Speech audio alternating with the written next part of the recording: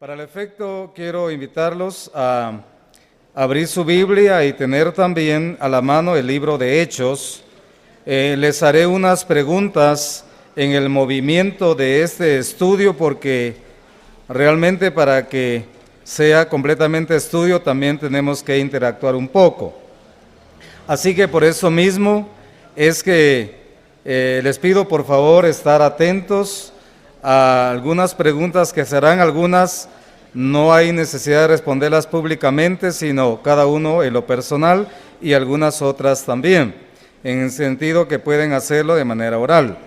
El libro al cual vamos a hacer referencia principalmente es el libro de Hechos. Por lo tanto, colóquese usted al principio de este libro de Hechos y vamos a hacer un ejercicio breve antes de desembocar en los discursos principales de los apóstoles contenidos más adelante. Si se ubica al principio del libro de Hechos, entonces vamos a iniciar a partir de este momento y todos en el mismo ritmo. La primera reflexión es que aunque a Saulo se le menciona por primera vez en el capítulo 7, usted vaya viendo allí, en el capítulo 7 no vamos a hacer algunas lecturas directas para abreviarnos un poquito de tiempo. Se le menciona en el capítulo 7 en relación a estar presente en ocasión del martirio de Esteban. ¿Está bien así? Martirio de Esteban. Luego lo encontramos en el capítulo 8, en donde se menciona persiguiendo a la iglesia del Señor. Estoy haciendo un resumen, hermanos, es un repaso nada más. Enseguida su conversión en el capítulo 9, con excepción de esas primeras menciones, debemos entender realmente que del capítulo 1 al capítulo 12 principalmente destaca la persona de Pedro, realmente. Ya más adelante encontramos a Pedro quizás en el capítulo 15, tomando la palabra para poder resolver un debate en torno a los judaizantes también, y ya en adelante prácticamente encontramos otra figura que es la de Pablo, ya trabajando directamente en la obra del Señor. Esta noche vamos con la ayuda del Señor a seguir unas huellas de Pedro principalmente en su ministerio, y es importante entonces mencionar que él es el principal protagonista en los primeros 12 capítulos del libro de Hechos. Su actividad temprana se desarrolló en Jerusalén, en Judea y también en los distritos al norte de Siria. Ahí se desarrolló esta actividad de Pedro. Por ejemplo, para mencionar un aspecto importante, tomamos el capítulo 2, le decía, y lo vemos en el versículo 14 que dice: entonces Pedro, poniéndose en pie con los 11, alzó la voz y les habló diciendo: varones judíos y todos los que habitáis en Jerusalén, esto os sea notorio y oíd mis palabras. Lo que queremos destacar que allí se hace presente él en realidad, con ocasión del derramamiento del Espíritu Santo en la fiesta judía de Pentecostés. El ejercicio lo seguimos, por ejemplo, el capítulo 3, y allí encontramos que es Pedro el primero en operar un milagro público, en virtud del Señor, por supuesto, junto a la puerta llamada La Hermosa. El templo no se llamaba La Hermosa, la puerta realmente se llamaba La Hermosa, la puerta, ¿verdad? Allí se realizó un milagro también, en donde también Pedro es protagonista, le decía, hablando humanamente. De igual manera es muy importante mencionar, solo estamos dando unas pequeñas referencias, que en ocasión de ese milagro se suscita un alboroto con las autoridades, y en ese alboroto Pedro también le predica un gran sermón a las personas, que le dio como resultado que el rebaño del Señor observa un gran incremento. Enseguida, en el capítulo 5, me imagino que usted está en ese movimiento ya, por favor, en el capítulo 5, necesitamos sacarle el mejor provecho al tiempo. En el capítulo 5 nos lo encontramos en base a delegación del Señor, siendo juez en el asunto de Ananías y Zafira, ¿verdad? Ahí encontramos a Pedro, que él también dicta la sentencia y se ejecuta la disciplina del Señor. Para continuar con esas huellas, teníamos que dar un salto grande hasta el capítulo 9 y nuevamente lo volvemos a encontrar allí a Pedro en su visita misionera con el propósito de la expansión del Evangelio y tocando principalmente 3 lugares. Usted va a encontrar 3 lugares allí. Estamos, por ejemplo, hablando de Lida, de Jope y de Cesarea, como le decimos normalmente, aunque sabemos que la pronunciación puede ser Cesarea, lo que pasa que se confunde con el tema de la operación. Entonces, pero estamos hablando de Lida, de Jope y de Cesarea. En Lida, no se olvide usted el tema de Eneas, fue en Lida, ¿verdad, hermanos? Estamos haciendo un repaso, el tema de Eneas en Lida, un hombre que estaba en cama ya 8 años. Por ejemplo, eso fue en Lida. En Jope, pues nos llama mucho la atención el tema de Tabita, eso fue en Jope, aparece también allí en la visita que hizo Pedro. Y principalmente en Cesarea llama mucho la atención porque allí la escena se desarrolla en la casa de un hombre que ya es prosélito y que pues tenía una buena conducta y hacía limosnas, y su nombre era Cornelio. Ahí donde me ayudan, era Cornelio, precisamente. Solo es una forma de ir encontrando la pista de Pedro. Y antes de comenzar a analizar los aspectos más importantes de los discursos que él pronunció en diferentes ocasiones, es muy importante también entender la estructura de los discursos apostólicos que encontramos en el libro de los Hechos. Por ejemplo, en los discursos hay una introducción.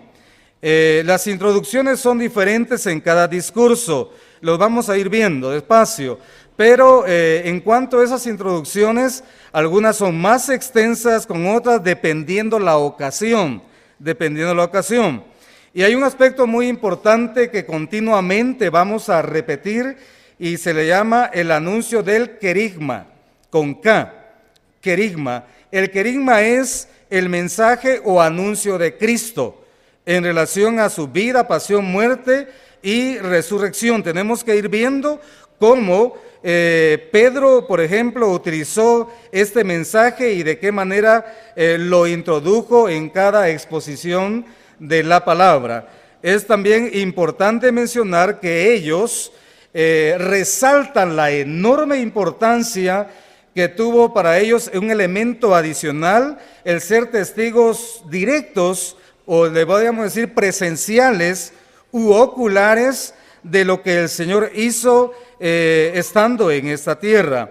De igual manera, se menciona también, o se presenta una conclusión del mensaje, y en cada conclusión vamos a ver un llamado o una exhortación al arrepentimiento y a la conversión. Así que, habiendo mencionado los aspectos más importantes que encontramos en estos discursos, entonces sí, en el nombre del Señor, nos vamos a ubicar en el capítulo 2 de este mismo libro y vamos a ver el primer discurso que se desarrolló el día de Pentecostés, en el nombre del Señor.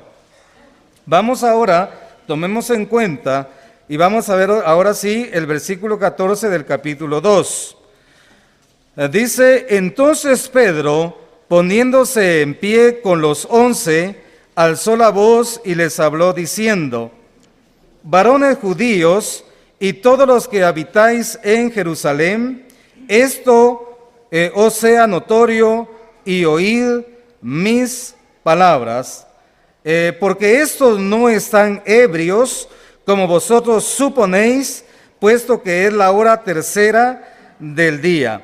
Mire, normalmente podríamos llamarle a esto la primera llave, ¿no? Es la primera llave que Pedro utiliza según la la promesa anticipada del Señor contenida en el Evangelio de Jesucristo, escrito por Mateo en su capítulo 16.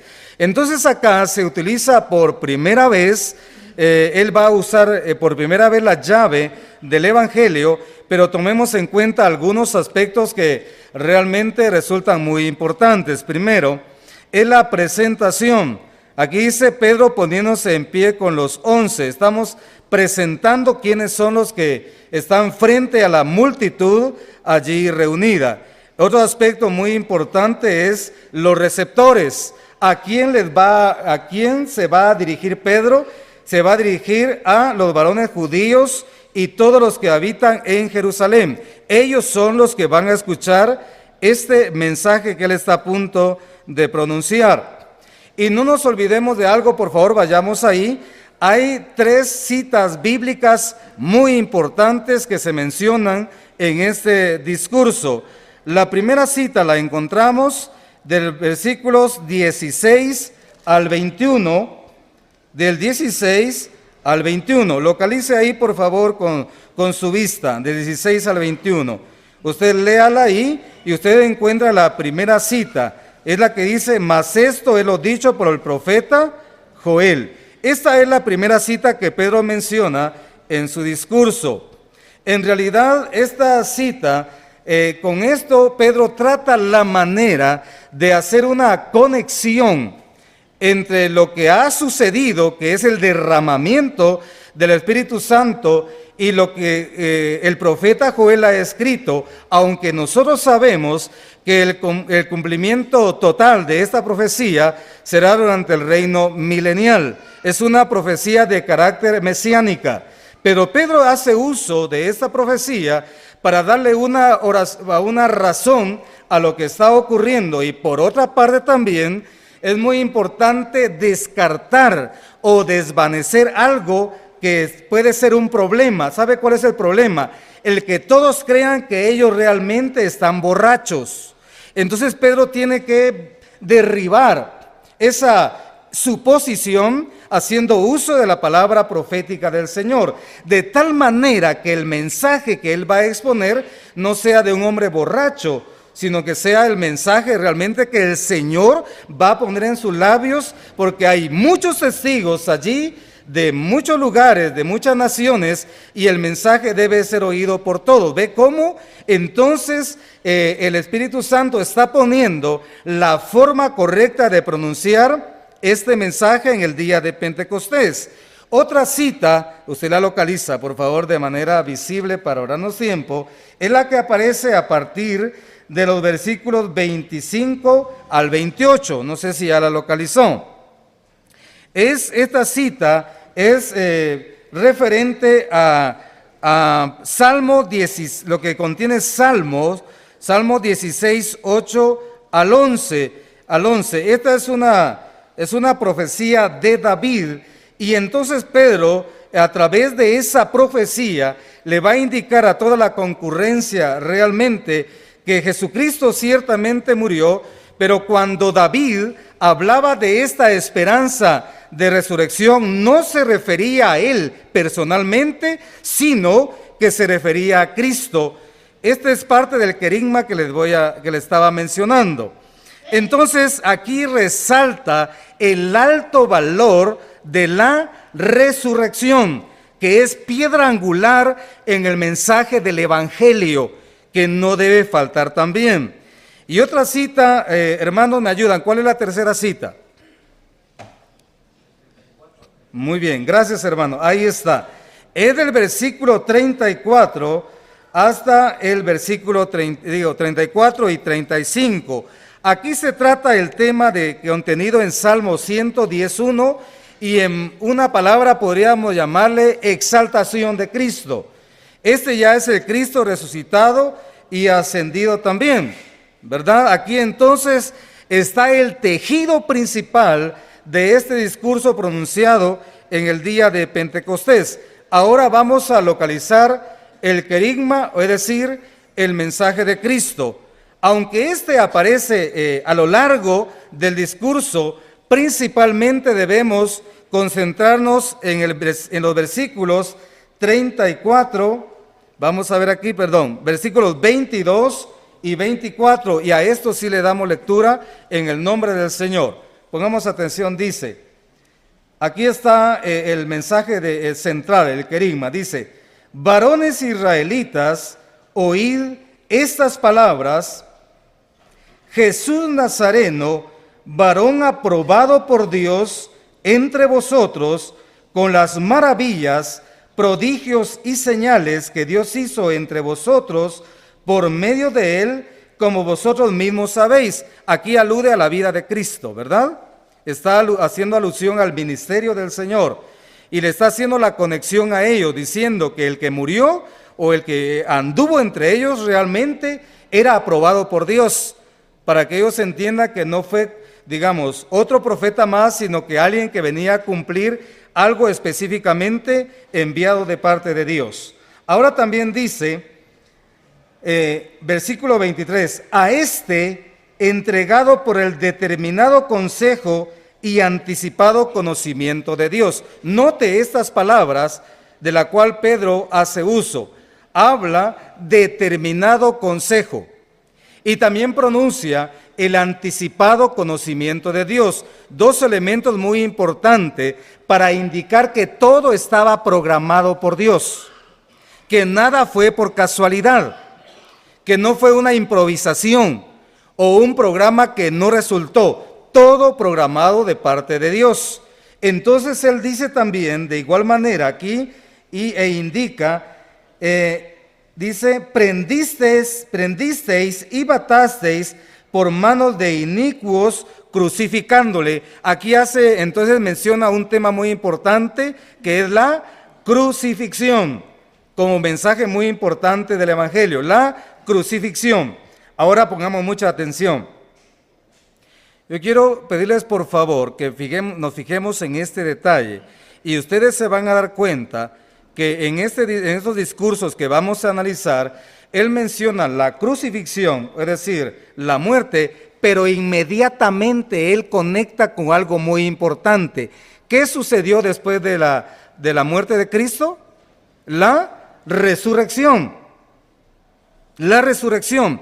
Entonces, en el siguiente versículo, él indica al cual Dios levantó, y a él está completando cabalmente entonces el proceso de redención. Sin la resurrección, el proceso de redención hubiera sido incompleto, ¿verdad? O sea, solo muerte y se terminó. Con la resurrección, entonces se completó la obra de Cristo, y dice él, al cual Dios levantó, suelto los dolores de la muerte, por cuanto era imposible que fuese retenido por ella. Ahora, una pregunta, volviendo al tema del ejercicio de preguntas. Como ya en muchas ocasiones hemos leído el discurso completo del apóstol Pedro, haciendo uso de la llave de la salvación para judíos principalmente. No se olvide que los que estaban allí principalmente judíos.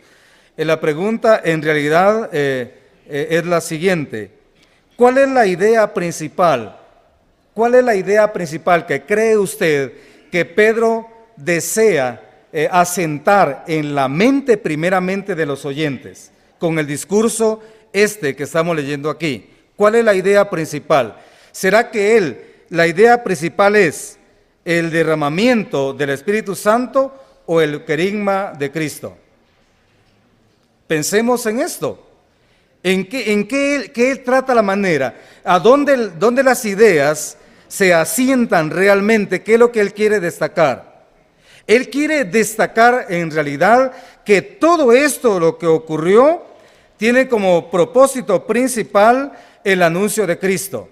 Ese es el propósito principal, porque son muchas palabras, pero él necesita dejar en la mente de los oyentes realmente que todo esto que está ocurriendo tiene como propósito anunciar el mensaje de Cristo, quien murió en ese tiempo, hacía algún tiempo, vamos a decirle así, pero que todo tiene razón en base al programa de Dios. Este es el propósito del primer mensaje. Vamos al segundo mensaje y lo vamos a analizar en el mismo sentido. Ya viendo los ejes principales, vamos a ir a Hechos también, en el capítulo 3, por favor. Hechos capítulo 3. Tomemos nota en el capítulo 3 y nos vamos a ahorrar también algunas palabras allí, porque ustedes saben que en el capítulo 3 la escena se abre cuando Pedro y Juan van al templo, a la oración, y se encuentran con un hombre cojo de nacimiento, ¿verdad? Allí se desarrolla esta escena en el capítulo 3. Ahora hay algo muy importante, porque no se olvide que este hombre, por la gracia del Señor, a través de los apóstoles, recibe la sanidad. Pero hay algo muy importante en el versículo 12 que vamos a leer. Dice aquí: viendo esto, Pedro respondió al pueblo: varones israelitas, ¿por qué os maravilláis de esto?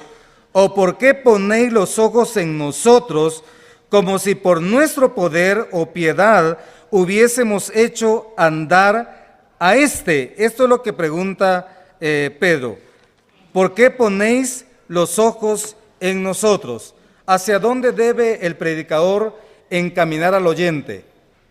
¿Hacia él mismo o hacia una figura principal del evangelio? Bueno, ¿qué es lo que estaba pasando allí? Ven que nuevamente hay un obstáculo para la predicación del evangelio. ¿Cuál era el primer obstáculo en el primer discurso? Si ya lo mencionamos.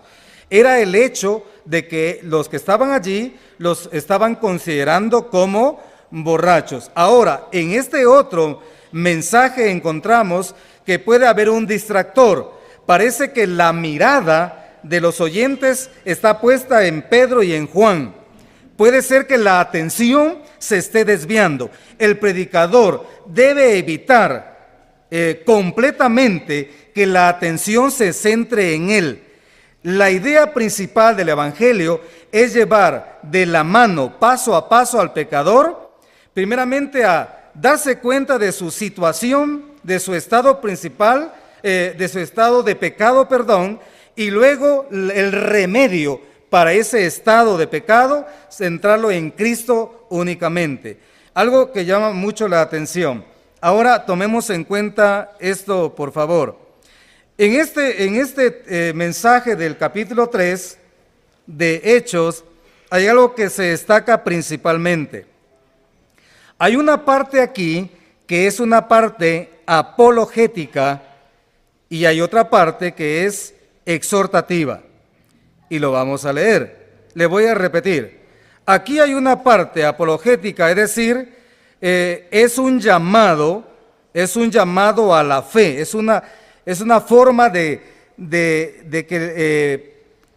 que este siervo de Dios trata la manera de exhortarlos a la fe, llamar a la fe a estos que están allí y acaban de ver este milagro.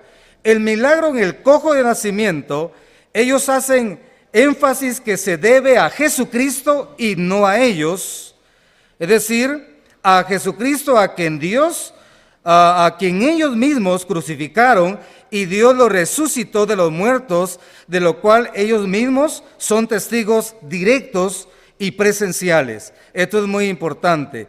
Y la parte exhortativa de este mensaje es cuando ya va terminando y hay un llamado al arrepentimiento y a la fe en Jesús. Son partes muy importantes en este segundo discurso. Ahora bien, hay una parte muy importante, hay una idea que no debemos pasar por alto.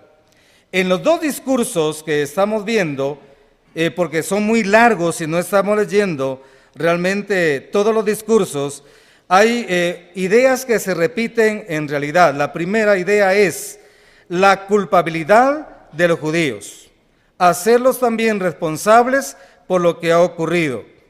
Lo segundo es el mantenimiento de Dios de la promesa de salvación, que Dios mantiene también para ellos la promesa de salvación. Esa es una idea muy importante. Ahora bien, vamos a localizar el querigma, es decir, vamos a localizar el anuncio de Cristo aquí. Aunque ya les dije que muchas veces aparece a lo largo del discurso. Principalmente lo localizamos a partir del versículo 14 del capítulo 3, y dice aquí: mas vosotros negasteis al santo y al justo, y pedisteis que os diese un homicida. Note cuáles son estas palabras que él utiliza. Los está haciendo responsables de los hechos acaecidos el día de la crucifixión.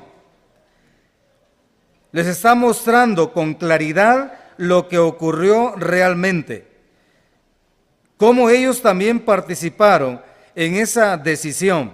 Esto es muy importante. Ahora viene el capítulo 15, que hace alusión a la muerte de Cristo, y dice aquí: y matasteis al autor de la vida. Eso parece una contradicción, pero él tiene un propósito para hacerlo notar. Ustedes le dieron muerte al que es el autor de la vida, a quien Dios ha resucitado. Ya puso atención. Habla de la muerte, pero inmediatamente también pronuncia la resurrección. Por eso Pablo dice en la primera carta a los Corintios que si Cristo no resucitó, nuestra predicación sería ¿qué? Vana. No, estaríamos predicando a un muerto, realmente. Pero la resurrección es una parte muy importante. Cuando se predica el Evangelio, no se puede solamente hablar de martirio y se terminó, y dejar a Cristo en la tumba. Se tiene que hablar del alto valor de su resurrección. Eso le da valor a nuestra salvación, hermanos.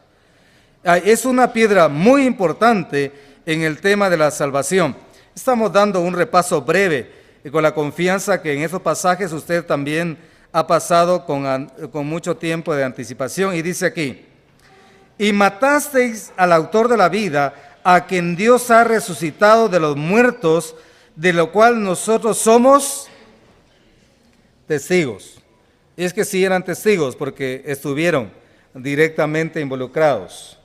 Cuando ellos llega el momento en que deben sustituir a aquel que se perdió, como es Judas, ellos pronuncian algunas condiciones y ellos dicen, tiene que ser alguien que también ha sido testigos, así como nosotros hemos sido testigos de toda la vida, de la obra, el testimonio, la muerte y resurrección de Cristo. Esto es muy importante mencionarlo y que ellos también enfatizaron en esa oportunidad.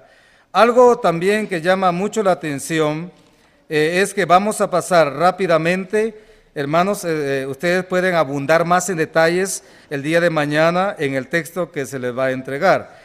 Pero vamos a ir a un tercer discurso que es muy importante de Pedro. A ver si ustedes se ubican en un tercer discurso que fue pronunciado en la casa de un hombre. Vayan ahí, antes de que yo les mencione el capítulo, ustedes ya saben de qué se trata. Este discurso es muy importante. Aquí se usa nuevamente la llave del reino de los cielos, únicamente que aquí la variante es que se hace en la casa de gentiles, ¿verdad? Eso es muy importante. ¿Ya están en el capítulo? ¿Cuál buscaron? El capítulo 10. Ese solamente es un repaso, capítulo 10. Esto es muy importante. Ahora tomemos nota porque aquí hay otro discurso también. Y veamos si algunos elementos se repiten. Y si se repiten, ¿por qué se están repitiendo? ¿Por qué Pedro consideró muy importantes a la hora de la predicación? Entonces, esa pista nos debe llamar la atención de esa práctica y cómo se debe aplicar en esos tiempos también. Capítulo 10 del libro de Hechos de igual manera. Bueno, tomemos nota. Este es el primer discurso ante un auditorio no judío. ¿Está bien? Es el primer discurso ante un auditorio no judío. Antes de ese discurso, Dios preparó a este siervo. Si este siervo hubiera ido con su manera de pensar a la casa de Cornelio, no hubiera servido. Hay una preparación muy importante. Dios tiene que derrumbar en este siervo los prejuicios raciales, es decir, de raza, que lo hacen separar a los judíos de los gentiles.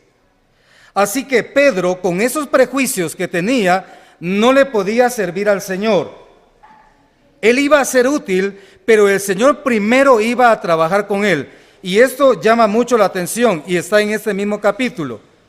Llama mucho la atención. Mire cómo Dios prepara primero a su vaso para que sea útil a la hora de presentar el Evangelio.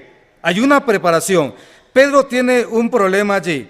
Entonces, en el versículo 34, miren, nos vamos a saltar el tema de Cornelio porque ya sabemos el perfil de Cornelio, cómo era él, ¿verdad? Bueno, entonces vamos a ir al versículo 34 y dice aquí de esta manera.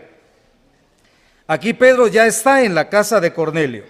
Entonces Pedro, abriendo la boca, dijo: en verdad comprendo que Dios no hace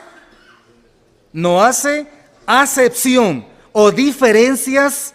Dios no hace diferencias de personas. Pero para que Pedro dijera esto, tuvo que vivir un proceso muy personal con el Señor. Y a ese proceso, Dios es que llama mucho la atención en algo. Usted cuando estudie el capítulo 10 va a notar algo muy importante. Hay una instrucción para Cornelio. Él debe mandar llamar a Simón Pedro, porque él está en Jope, ¿verdad? Tiene que mandarlo llamar y Cornelio le dice a las personas: vayan a Jope. Me imagino que está a una distancia considerable, porque en lo que ellos llegaban, ¿sabe qué estaba haciendo Dios con Pedro? Lo estaba preparando. Cuando los hombres llegan allí con él, la mentalidad ya no es la misma. Ahora él ha sido sometido a un éxtasis, dice la palabra del Señor, y todo eso que él tenía como una concepción de un judío puro, todo eso se derriba. Ahora hay un camino libre y libre de esos prejuicios, él se presenta a la casa de Cornelio. Miren qué importante es saber que el Evangelio es algo tan importante, de tanta prioridad, que por eso el mismo Señor debe allanar el camino, no nosotros. El Señor debe allanar el camino. Ahora nos vamos a centrar, y llama mucho la atención también, es en el asunto del querigma. Volvemos al querigma. Sabemos qué es el querigma, ¿verdad? Es decir, el mensaje de Cristo. El mensaje de Cristo. ¿Dónde aparece aquí? Localicémoslo, por favor. ¿Dónde aparece el mensaje de Cristo? Vamos a ver, por favor, principalmente, tomemos nota. Todas las palabras son muy importantes, pero dice aquí, versículo 36. Dios envió mensaje a los hijos de Israel, anunciando el evangelio de la paz por medio de Jesucristo. Este es Señor de todos. Vosotros sabéis lo que se divulgó por toda Judea, comenzando desde Galilea, después del bautismo que predicó Juan. No, atención al versículo 38. Cómo Dios ungió con el Espíritu Santo y con poder a Jesús de Nazaret, y cómo éste anduvo haciendo bienes y sanando a todos los oprimidos por el diablo, porque Dios estaba con él. ¿Cómo le podríamos llamar a este versículo? Si lo leímos bien, ¿verdad? Le podemos decir la vida y la obra de Cristo. Aquí todavía no se menciona la muerte. Ahora sigamos leyendo. Dice: y nosotros somos testigos de todas las cosas que Jesús hizo en la tierra de Judea y en Jerusalén, a quien, aquí sí ya se menciona, mataron colgándole en un madero. Aquí está la crucifixión. Un elemento muy importante en esta exposición. Ahora viene e inmediatamente, ¿qué debe aparecer? ¿Qué debe aparecer inmediatamente? La resurrección. ¿Aparece inmediatamente allí? ¿Ya se fijó? Es que es muy importante que tomemos nota. No es una improvisación. Ellos habían recibido la encomienda del Señor, es decir, la gran comisión.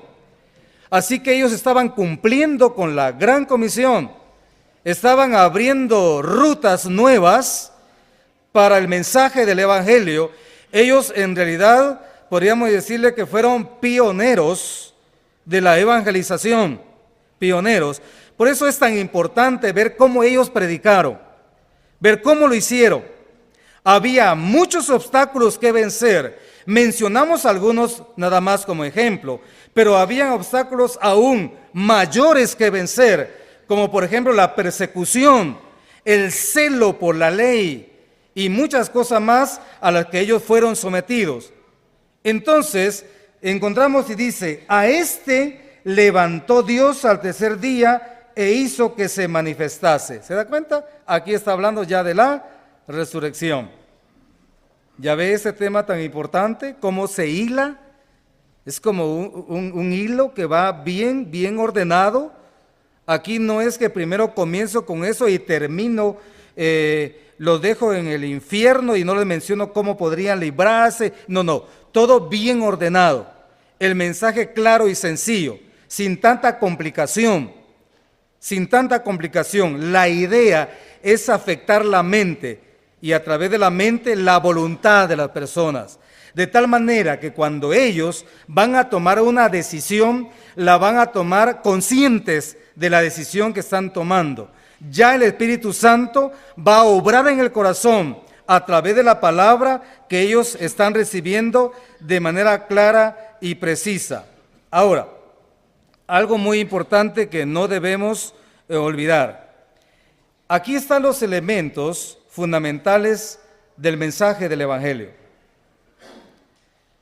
En realidad hay un elemento que ellos usaron y que fue muy importante en el tiempo de ellos, el hecho de que ellos fueron testigos. Ese fue un elemento para ellos. Ellos fueron testigos directos de la vida de Cristo. Lo vieron morir en la cruz, pero también lo vieron resucitado. Así que ese elemento, sin duda alguna, fue muy importante.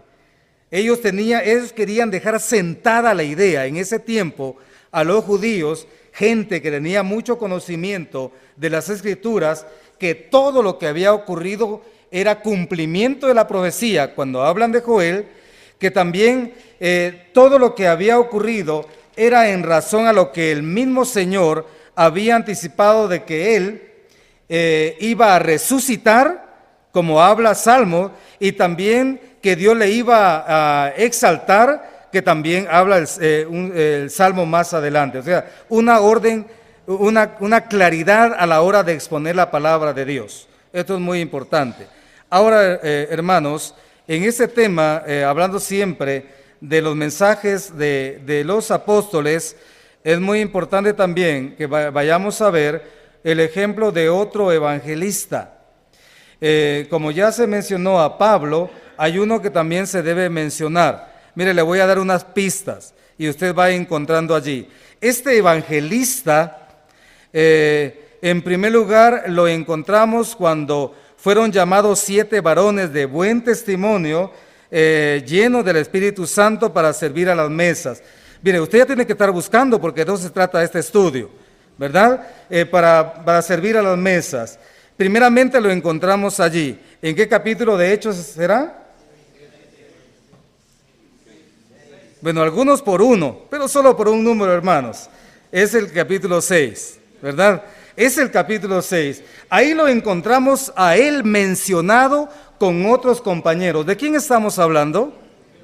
De Felipe, de él estamos hablando. Muy bien. Él fue llamado, ahora sí estamos dando un repasito. Él fue llamado juntamente con otros varones, y la condición es que fuera de buen testimonio, lleno del Espíritu Santo y de sabiduría, dice la palabra de Dios, ahí en Hechos capítulo 6, con el fin de servir a las mesas y dar por terminada una controversia que se había generado en ese tiempo por motivo de cierta repartición y algunos síntomas de discriminación entre las viudas judías y las viudas griegas. Ahí encontramos a Felipe. Muy bien. Pero algo llama mucho la atención. Vamos a ver con la ayuda del Señor y vamos a dar un salto al capítulo 8. Y vamos a ver algo aquí que nos va a mostrar la palabra de Dios en relación a este varón. Mire, vamos a ir al capítulo 8, siempre del libro de Hechos. Y aquí sí vamos a tener unas lecturas de la palabra de Dios. Por favor, algunas citas que solo estamos mencionando es porque ustedes la van a encontrar en el libro y más despacito. En casa ustedes van a meditar la palabra del Señor ahí y van a analizar lo escrito. Dice aquí, capítulo 8, versículo 5, dice, vamos a comenzar el 4. Pero los que fueron esparcidos iban por todas partes anunciando el Evangelio. Capítulo 8 y versículo 4, ahí estoy. Ahora sí entramos. Entonces Felipe, descendiendo a la ciudad de Samaria, les predicaba a Cristo. ¿Y qué pasó con las mesas? ¿Qué pasó con las mesas? Hermanos, el llamado del Señor es así. Tome nota de esto. Él no estaba viendo qué salía. No. Él es el Espíritu Santo. Vamos a ver más adelante cómo el Espíritu Santo lo va guiando donde hay más necesidad. Y eso es lo que usted y yo deberíamos pedirle mucho al Señor. Señor, por favor, cuando yo vaya a predicar, es donde tú me guíes y como tú desees que yo predique. Sea 1000 o sea 1. Es tu deseo y no es el mío. No es la medida mía, sino la tuya, la que se debe cumplir, sujeto a Él. Y cuando tú me llames a cerrar la boca, pues la cerraré. No hay nada que hablar, tú mandas y no yo. Mire, aquí dice la palabra de Dios que Felipe, descendiendo a la ciudad de Samaria, le predicaba a Cristo. Estaba muy ocupado Felipe predicando a Cristo. ¿Y cómo estaba predicando a Cristo? Sin duda con el formato que ya vimos de ellos. Ya vimos la estructura que ellos usaban para predicar a Cristo. Algo que llama mucho la atención en el nombre del Señor, y no quiero dejarlos también porque ese elemento ha hecho mucha falta. Vamos a regresar brevemente nada más, hermanos, a este tema de que ellos también hacían. Vamos a regresar al capítulo 2, versículo 38, y luego volvemos al asunto de Felipe. Siempre en un mensaje del Evangelio había un llamado. En el primer mensaje, el versículo 38 dice, Pedro les dijo, ¿qué les dijo Pedro? Arrepentíos y bautícese cada uno de vosotros en el nombre de Jesucristo para perdón de los pecados y recibiréis el don del Espíritu Santo. Había un llamado al arrepentimiento. No se le decía primero acepte a Cristo, primero era un llamado al arrepentimiento. Ahora, en el capítulo 3 y versículo 19, usted va a encontrar también el llamado al arrepentimiento. Dice, así que arrepentíos y convertíos, para que sean borrados vuestros pecados, para que vengan de la presencia del Señor tiempos de refrigerio. Hay un llamado al arrepentimiento. Y también en el capítulo 10, donde está en la exposición de Pedro, también hay un llamado en el versículo 43. Ahora sí retomemos el tema de Felipe. Muy bien. ¿Tenía éxito Felipe en la predicación del Evangelio? ¿Cómo se podía medir el éxito?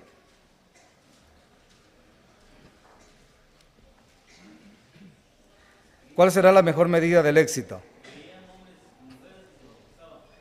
Muy bien, hermano. ¿Y si no creían, por ejemplo, no había éxito? Esa es una de las cosas que muchas veces, digo, no hemos llegado totalmente a comprender. Si usted anuncia el Evangelio, usted y yo hemos sido llamados a sembrar. Puede ser que hoy no haya un alma que crea en Jesucristo, pero sí el día de mañana. Así que ellos nunca consideraron un mensaje como un fracaso, siempre y cuando se haya hecho con la dirección del Señor. El problema es cuando vemos que el mensaje no está terminando, que está terminando y nadie reacciona. Y entonces ya comenzamos con una carga psicológica, hasta metiéndole terror a la gente para que se pare. Eso ya no es realmente el programa de Dios. ¿Por qué? Porque no quiero bajarme y sentirme como un fracasado. Eso es lo que a usted alguien le vendió realmente. Pero dice la palabra del Señor, yo sembré, dice Pablo, Apolo regó, pero el crecimiento lo ha dado Dios. ¿Se da cuenta? Siempre y cuando anunciemos el Evangelio legítimamente, escrituralmente. Porque el llamado aquí es regresar a la evangelización bíblica. Porque yo sé que en el camino, voy a incluirme, se nos han ido pegando cositas que no son bíblicas, pero que la hemos visto algo como sensacionales, no sé por qué. Ahora tomemos nota de esto. Dice aquí la palabra del Señor en el caso de Felipe. Versículo 6, y la gente unánime escuchaba atentamente las cosas que decía Felipe, oyendo y viendo las señales que hacía. Y entonces de ahí en adelante ustedes pueden ver cómo la gente reaccionaba al mensaje de Felipe. En pocas palabras, a Felipe le iba bien, ¿o no? Le iba bien. Estaba siendo muy útil en esta área de la obra. Ya los hermanos que servían las mesas sin duda lo seguían haciendo, pero él estaba siendo muy útil en el área del evangelismo. No hay nada mejor que yo sepa dónde soy más útil para la obra del Señor. No hay nada mejor. Ahora, tome nota en esto que es muy importante. Cuando esto está ocurriendo y a Felipe le va bien, ocurre algo. Versículo 26. Un ángel del Señor habló a Felipe diciendo, levántate y ve hacia el sur por el camino que desciende de Jerusalén a Gaza, el cual es desierto. No se podría comparar Samaria con ese desierto de plano, no. Era un cambio muy brusco, muy drástico, muy radical. Si aquí me va bien. Aquí estoy hablándole a multitudes, pero allá el Señor me envía que me encuentre solo con uno. Ya oímos acerca de esto y no deseo agregar más, porque la idea fue clara. Voy a dejar multitudes en Samaria, solo para ir solo por uno. Pudo haber pensado. No le digo que pensó, pudo haber pensado. Pero algo llama mucho la atención y que también debemos tomar en cuenta. En ese término del caso de Felipe, hay actitudes muy apropiadas que debemos imitar. Nos gusta imitar lo bueno, ¿verdad, hermanos? Sí, lo bueno, que se diga bueno en cuanto a lo del Señor, imitar lo bueno, imitadores. Pablo decía, sed imitadores de mí, así como yo, de Cristo. Ahora dice aquí, miren, la orden ya está. Sal de Samaria y vete al desierto. Ya está la orden. ¿Qué va a hacer Felipe con esa orden? ¿Qué haría usted? ¿Qué hace usted cuando usted siente ese llamado del Señor? ¿Qué hace usted? Mire, el Señor no lo llama y lo deja a ver qué sale.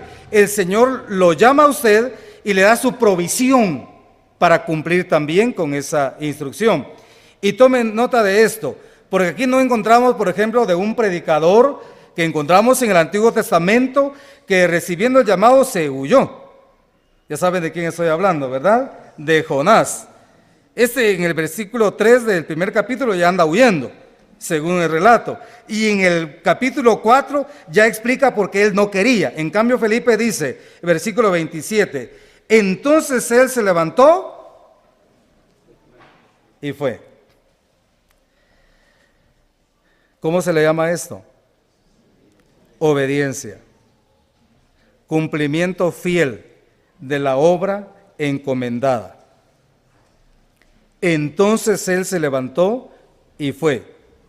No pidió explicaciones. No dijo, yo no voy porque yo quiero hacer mi recorrido en las asambleas donde dan ofrenda. Si no, no voy. Porque me recuerdo la otra vez que en X, Y o Z nada pasó y así no puedo vivir.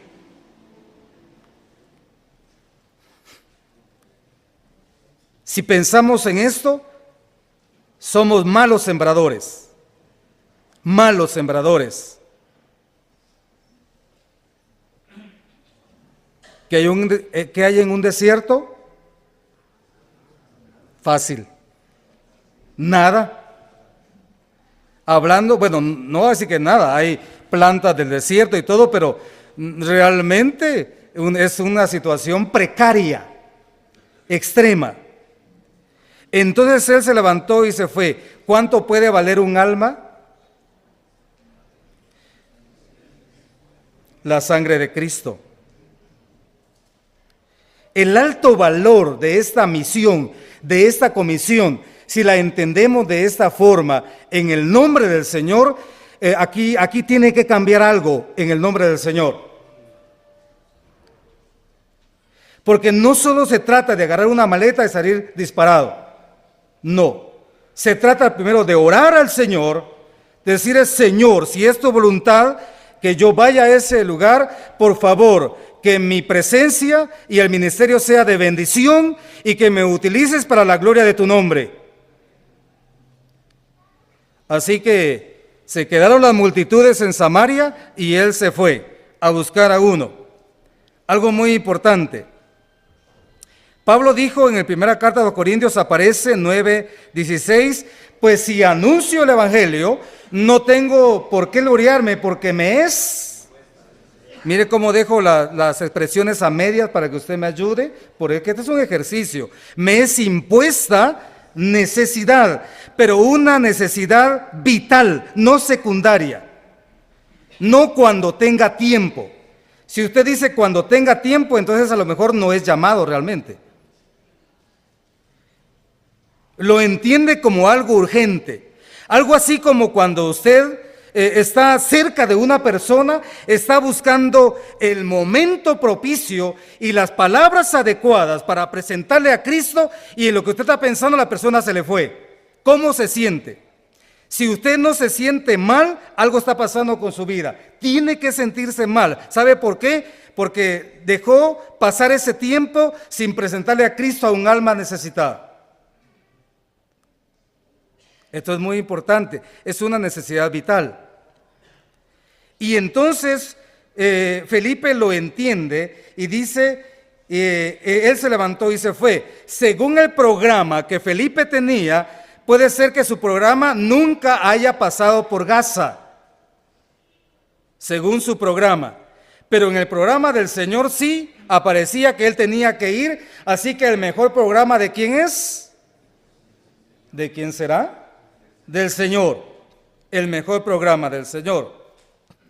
Voy a donde tú quieres, Señor, con un propósito de acuerdo al Espíritu Santo. No porque me emocioné y me armé ahí de unos cuantos y vamos a ver a dónde vamos. Eso no es así, no es así. Hay un propósito bien definido que el Señor pone. Algo muy importante también es que el segundo aspecto es la voluntad de enseñar a uno como a varios.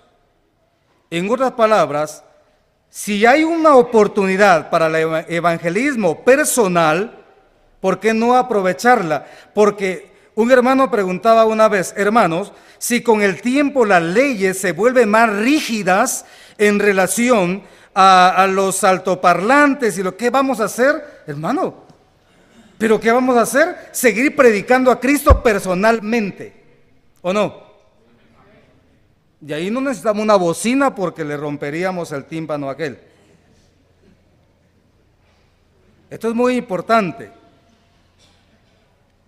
Ya mis hermanos dieron testimonio de cómo cada uno, sin duda, hermanos, todos aprovechamos las oportunidades para presentarle a Cristo a compañeros de trabajo, de estudio, a vecinos, etcétera, porque es un mensaje urgente, así como lo pensó Felipe. Un tercer aspecto es, él no se dejó guiar por los prejuicios. Ahora usted me ayuda. ¿A quién le iba a predicar él el evangelio? Según el gentilicio, un etíope, o sea, un nacido en Etiopía. Según su condición física, eunuco. Está haciendo alusión a su estado físico, eunuco. Y conforme la palabra de Dios, escrita en Deuteronomio 23:1, a un judío le era prohibido estar relacionándose con un eunuco. Así dice Deuteronomio, ¿verdad?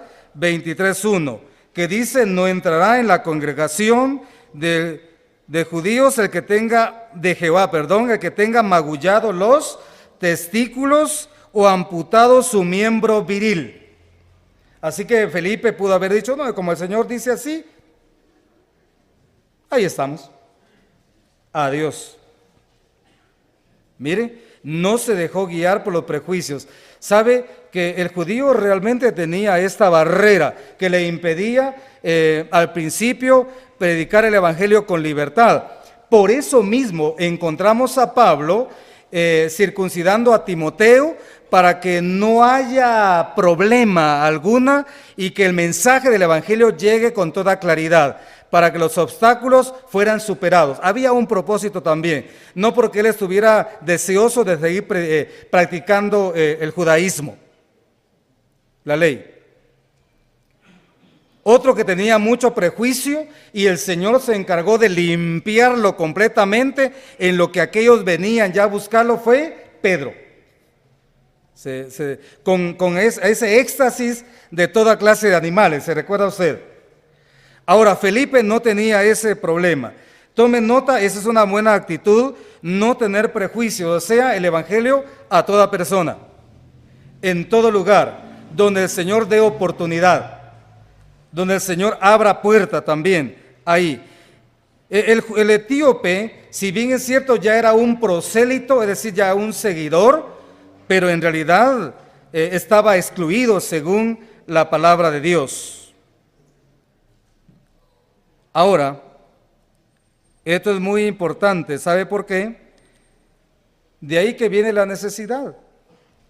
El incrédulo, la situación del incrédulo está clara, pero la situación nuestra es la que también debemos recordar siempre.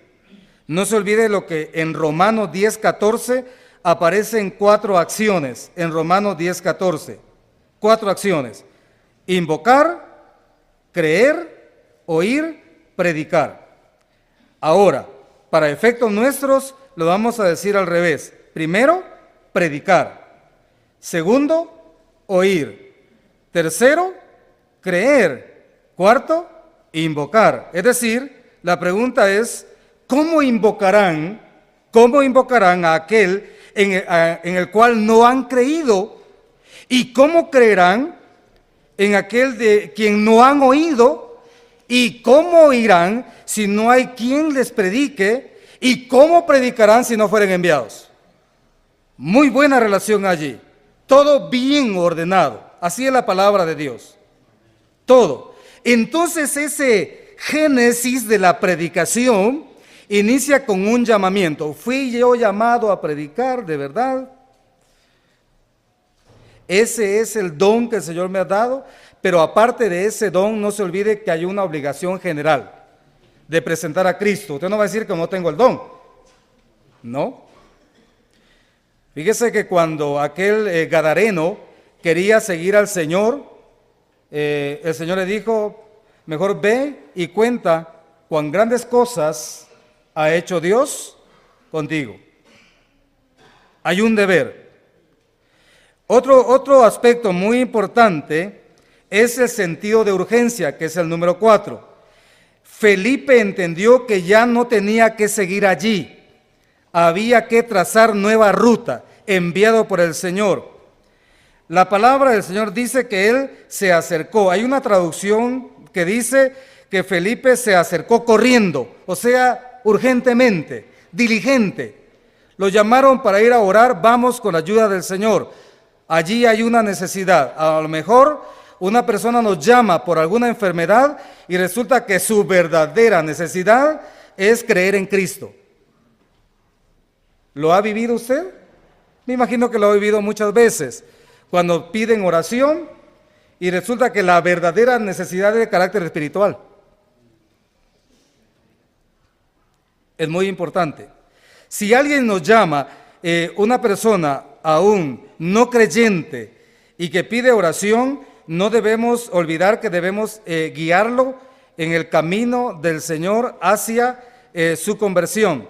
Después ya podemos hablar del asunto de su enfermedad. Eso es muy importante. Como cuando alguien está en su lecho de moribundo, también es muy urgente este caso. Ahora, él se acercó corriendo.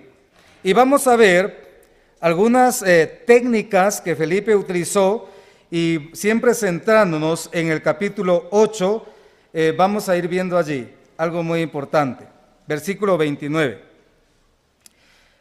Y el Espíritu, aparece con mayúscula, dijo a Felipe: acércate y júntate a ese carro. Atención. Y él dijo, júntate a ese carro. Acudiendo Felipe, le oyó que leía al profeta Isaías y dijo: pero ¿entiende lo que lees? Una buena técnica es la pregunta. Cuando estamos con una persona que aún no ha llegado a creer en Cristo, a recibirle como su Señor y Salvador, es muy importante hacer algunas preguntas. Fíjese que muchas veces no funciona que usted le diga: mire, yo le vengo a predicar el Evangelio. Si él lo va a rechazar, usted tiene que introducir la plática de tal manera que cuando usted vaya a medio camino, él ya está recibiendo el mensaje de salvación. Esto es muy importante. Él le dijo a este hombre: ¿entiende lo que lees? Obviamente no. Alguien podría decir: pero ¿cómo Felipe pudo preguntar eso si él sabía la respuesta? Él quería abrir camino. Como decimos normalmente, romper ¿qué? El hielo. Romper el hielo. Entiende lo que lees y ahí entonces se abre la puerta. Y él dice: ¿y cómo podré si alguno no me enseñare? Lo que estábamos viendo en Romanos. ¿Cómo podré si alguno no me enseñare? Ahora miremos el versículo 31. Otro asunto muy importante. Dice: él le dijo: ¿y cómo podré si alguno no me enseñare? Y rogó a Felipe que subiese. ¿Y qué hiciera? ¿A qué invitó el hombre a Felipe? A que se sentara con él. Hay algunas veces que algunas actitudes nuestras, algunos prejuicios, pueden ser una barrera para predicar la palabra. Por algunas palabras que nosotros usamos, puede ser que nosotros mismos estemos bloqueando el mensaje del Señor. Algunas actitudes. ¿Cuántas veces usted ha dicho: bueno, esto no me gusta realmente comer, o sea, no estoy acostumbrado, pero usted lo ha tenido que hacer para ir allanando el camino, para presentarle a la persona a Cristo, porque la persona se siente bien entrar en confianza? Felipe sin duda se sentó en ese carro a la par de este hombre, cerca de él, y esa conducta, esa actitud de Felipe hizo que aquel entrara en más confianza, sin duda. No lo vio como un hombre lejano a él, indiferente a su necesidad, un judío revestido de justicia propia, no, lo vio cerca. Como cuando el Señor practicó eso en su tiempo y él entraba, por ejemplo, hay muchos ejemplos, el caso de Zaqueo. Había un problema. Zaqueo, el Señor pudo decir: no entro ahí porque como judío no debo estarme relacionando con publicanos. Pero había una oportunidad que aprovechar y el Señor lo hizo sin perder su objetivo principal. El de presentar el mensaje claro, de manera sencilla, al punto de la necesidad. Entonces, ayuda mucho comprender a la persona, ser empático con la persona y situarse en el punto de sus necesidades. Un tercer punto es conocer y usar bien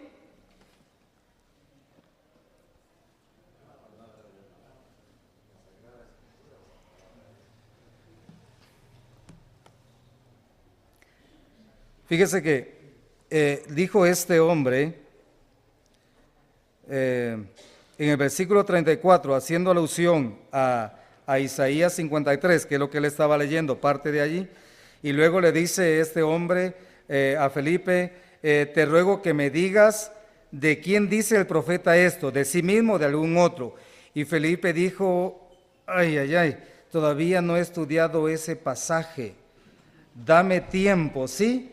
Busquemos un oasis por ahí, para mientras yo voy de volada y veo qué hago. Hay mucha gente que le pregunta a usted muchas cosas, ¿o no?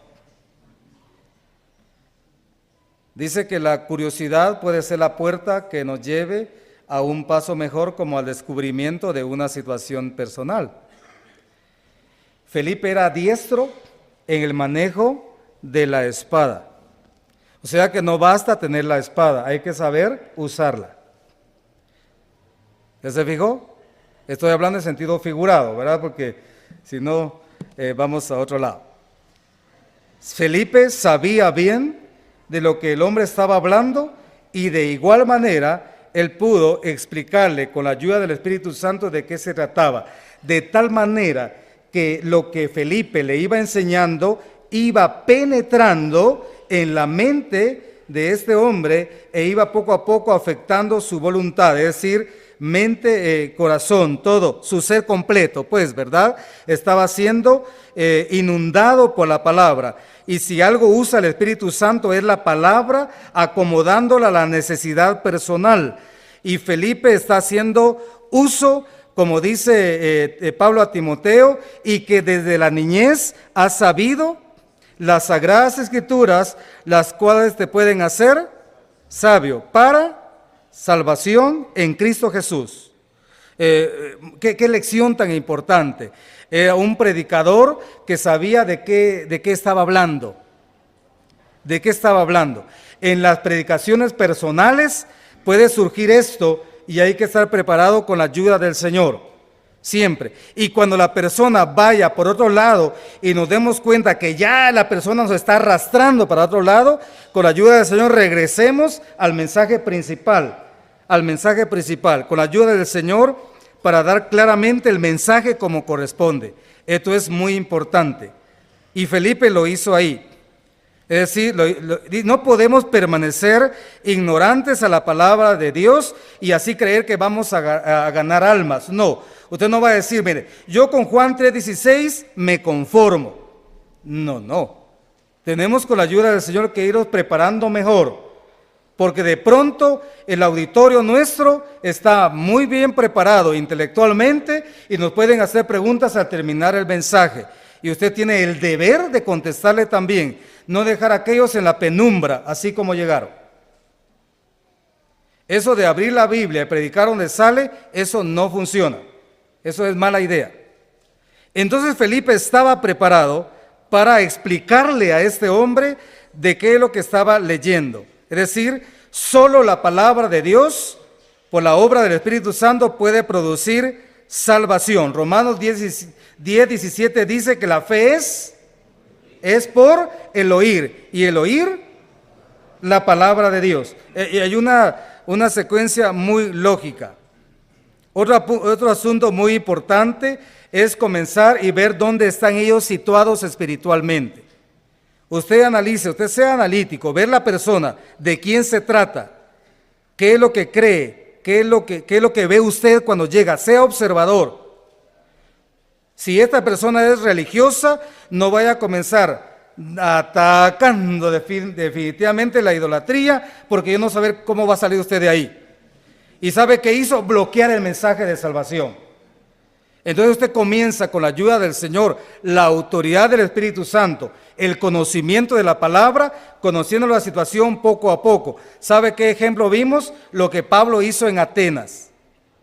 ¿Ya se fijó cómo él fue un hábil expositor de la palabra? ¿Sabe qué vio él? Un montón de templos. Y él usó esto para entregar el mensaje de tal manera que todos lo escucharon.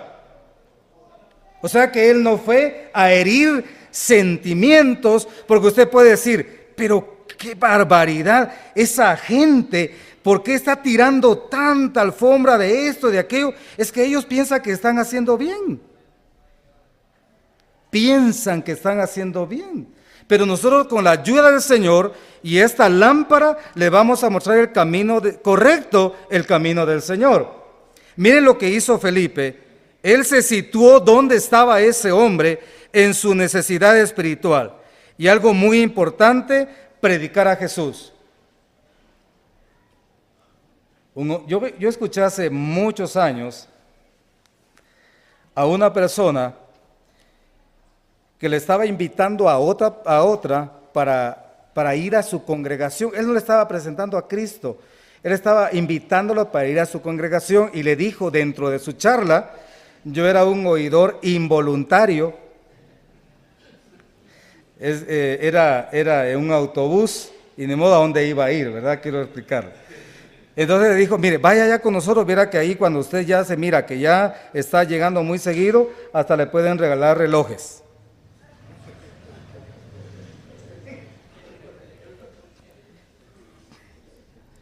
Ahora, el punto es el siguiente, no debemos predicar nuestras opiniones. En realidad, para ser sincero, mi opinión es lo de menos. Debemos predicar la palabra del Señor. No debemos predicar nuestros pensamientos, no derramar nuestros sentimientos, ¿no? Guiarlos al camino del Señor. Le estaba contando a mis hermanos el día de ayer cómo el Señor nos dio una experiencia tan maravillosa este día domingo. Una persona familiar expuso su necesidad y él comenzó diciendo que por su familia, y le dije, su familia es lo de menos. Alguien dice, es que yo quiero entrar a la religión. Son palabras normales para ellos, pero nosotros vamos guiándolos por el camino del Señor a través de las Sagradas Escrituras. Hacerlos conscientes de su necesidad. Hablarle de su estado, porque un evangelio donde no se pronuncia el pecado no es evangelio. Digo, no es evangelio de verdad, que es el que revela el estado del hombre espiritual así como está, y le presenta el remedio, por supuesto, que es Cristo. Entonces, vemos en el versículo 35, la palabra del Señor es muy enfática, que dice, entonces Felipe, que dice, abriendo su boca, parece una expresión un poco rara, ¿verdad? Abriendo su boca, pero ese énfasis está diciendo que cuando él abre su boca es por algo bueno, no para perder el tiempo. Él no dijo, mira, fíjate que yo no sé ni por qué estoy aquí, además me iba bien en Samaria, y tú saber en qué andas sinceramente, y saber si te voy a volver a ver, vas bien lejos. No, abriendo su boca y comenzando desde esta escritura, o sea, donde él estaba ubicado. ¿Cuál era esta escritura? De Isaías. Comenzando desde esa escritura, dice la palabra de Dios, ¿qué hacía? Le anunció el evangelio de Jesús. Ahí está. ¿Para qué perder el tiempo en otras cosas? Claro, como introducción puede servir, pero después enfocado en el evangelio de Jesús. Y mire, en el último aspecto de las técnicas es aprovechar las oportunidades. Yo le he contado a los hermanos, por ejemplo, en este tema de la predicación, en algunas oportunidades, si voy con un taxista, digo, le voy a presentar a Cristo, de todos modos no me va a bajar, porque yo le voy a pagar al final, así que no me puede abrir la puerta y tiene que escuchar. Hay oportunidades cada día, no podemos callar. Sintámonos mal cuando desaprovechemos una oportunidad. Sintámonos mal cuando ocupamos en otra cosa que no valía la pena. Desperdiciamos el tiempo. Felipe aprovechó la oportunidad. ¿Y sabe qué hizo después Felipe de que este hombre se convirtió? ¿Sabe qué hizo después él? Veamos en el versículo 40. Bueno, vino su bautismo y dice, veamos esta es muy importante antes de llegar al 40. Dice, versículo 36. Y yendo por el camino, llegaron a cierta agua y dijo el eunuco, aquí hay agua, ¿qué impide que yo sea bautizado? Mire pues cómo está la situación. Hay una conexión entre el creer y el bautismo. No un bautismo que se espere a ver para cuándo. No, hay una conexión directa.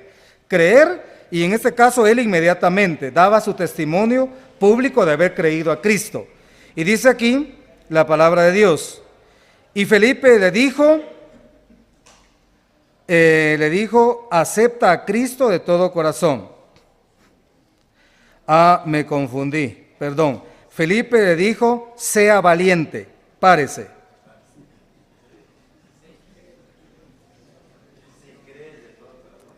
O Felipe le dijo, aquí debe haber a alguien con tapado, pero no es cristiana.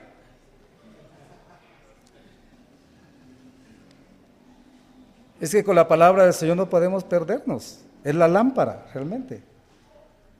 ¿Qué le dijo Felipe? Dice la palabra de Dios, si crees, de todo corazón bien puede. Alude a la fe. ¿Ve? ¿Es una buena práctica esto entonces? Llamar a la persona primeramente, obviamente todo ese proceso Felipe se dio cuenta que él estaba arrepentido y luego lo encamina hacia la fe de Jesucristo. Si cree de todo corazón bien puedes.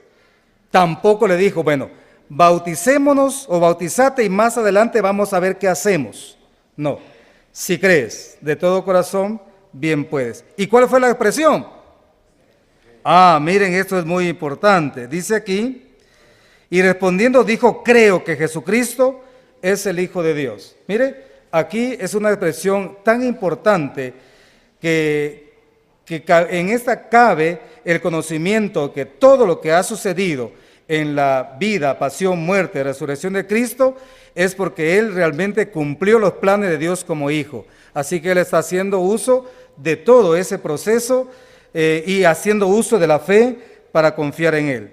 Y ahora dice, vamos a ver, versículo 39, cuando subieron del agua, el Espíritu del Señor arrebató a Felipe y el eunuco no le vio más y siguió gozoso su camino. A esto se le puede decir el gozo de la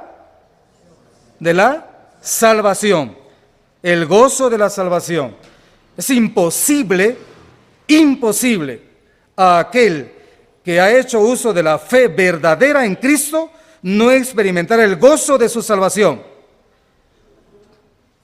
Porque no hay salvación a medias, es o no, simplemente. Ahora, miren cómo finaliza, y aquí terminamos también de manera tan especial. El versículo 40, mire cómo se cierra. Pero Felipe se encontró en Azoto, y pasando, ¿qué seguía haciendo él? Anunciaba el evangelio en todas las ciudades hasta que llegó a Cesarea. Ya le dije por qué pronuncio eso así. Hasta que llegó ahí. Mire, ¿qué continúa haciendo él? Predicando el evangelio. ¿Hasta cuándo debemos dejar de predicar?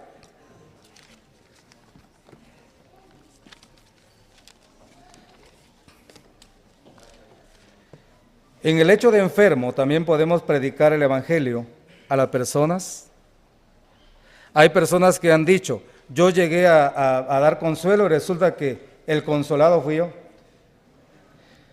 Hay hermanos con una convicción de esta necesidad, de que han llegado a hospitales y ahí mismo han predicado a las personas que están alrededor. Eso es una necesidad vital. Ya vimos cómo cumplieron entonces los apóstoles con la predicación. Vimos el sistema que usaron ellos, cómo lo hicieron. Vimos la estructura principal que ellos usaron para predicar a Cristo, los resultados también. La actitud de Felipe también para hacer uso o para hacer caso al llamamiento y las técnicas que él utilizó. Bueno, hermanos, aquí hay mucha ilustración que nos pueden servir también a la hora de predicar a Cristo. La predicación de Felipe es un buen ejemplo de predicación personal. Les voy a repetir, la predicación de Felipe es un buen ejemplo de predicación personal. Personal, es de uno a uno. Miren cómo se desarrolló. Leamos detenidamente y creo que podemos extraer enseñanzas muy importantes para ser más eficientes a la hora de cumplir nuestra comisión. Que el Señor nos siga bendiciendo.